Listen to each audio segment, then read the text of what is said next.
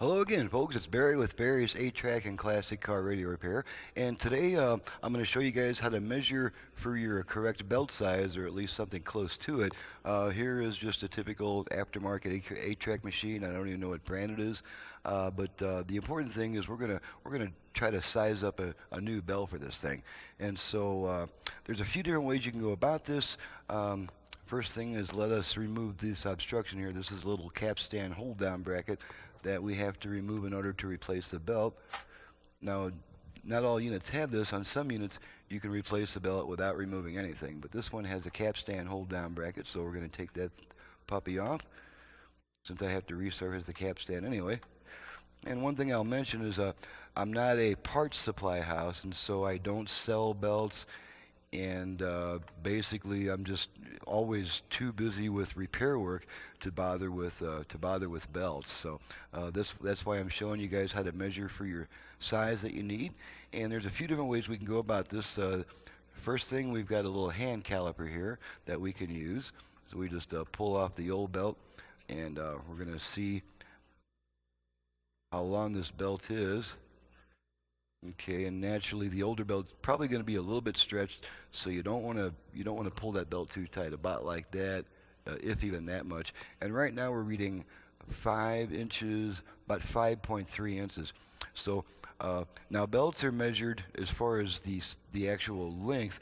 They're measured by inside circumference. So you're going to have to double this figure to get the inside circumference, and that's right now we're reading about 5.3, so about 10.6 inches would be a pretty close size belt to use with this machine.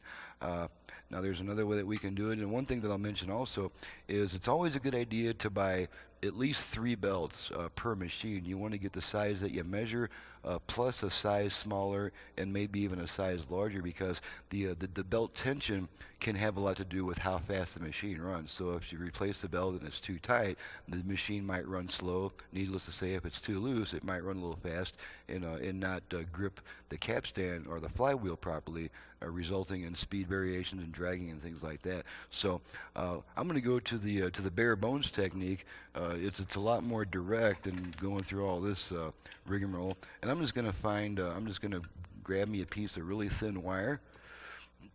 String will work just as well too. And all we're going to do with this is we're going to take this little piece of wire and we're going to wrap it around where the belt normally goes, just like that. Okay, going to wrap it around real tight. And then we're going to twist it together. And if it was a string, you would just tie it, of course. Okay, and this is the actual belt size that we have. So now, what we're going to do is we're not going to disturb the part that we tied together, because we don't want to upset that measurement right there. We're just going to cut this string. We're going to cut the belt just like this. We're going to cut it.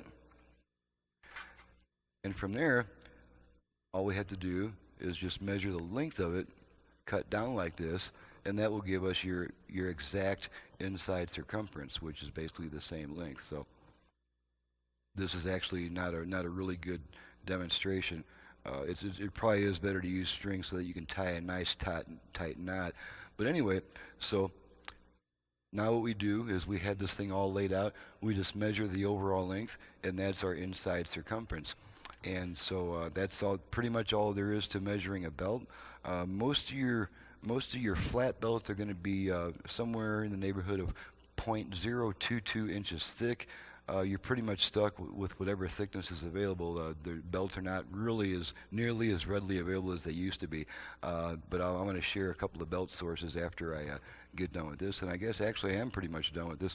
Now this belt was gripping tight enough, but it's lost all of its grip. It doesn't have any grip. It just feels like a strip of plastic. So that might be, even though the belt was nice and tight, the motor pulley may have very well been turning against that belt and not actually moving the belt. So now this will be an easy machine to resurface the capstan on, because it just pulls right out. It doesn't have those C-clamps inside that I have to reach in there and get to. So that's basically all there is to measuring your belt size.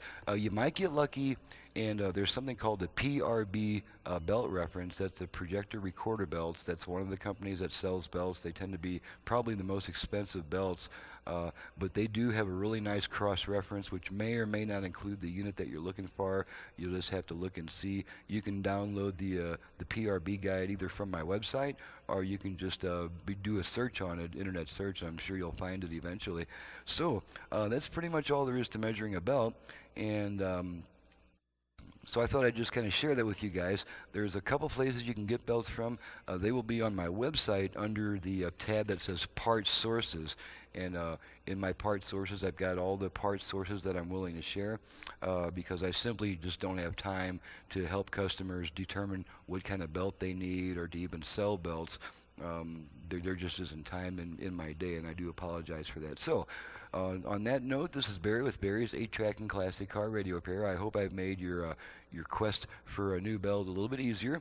If you have an 8-track player either for home or car use in need of service, you can reach me directly at 928-533-9666. I also add FM to classic car AM radios. We can also add Bluetooth, USB reader, line input, and probably another couple cool things too. So my website is in the description below. Thank you very much for watching and listening. We'll see you next time.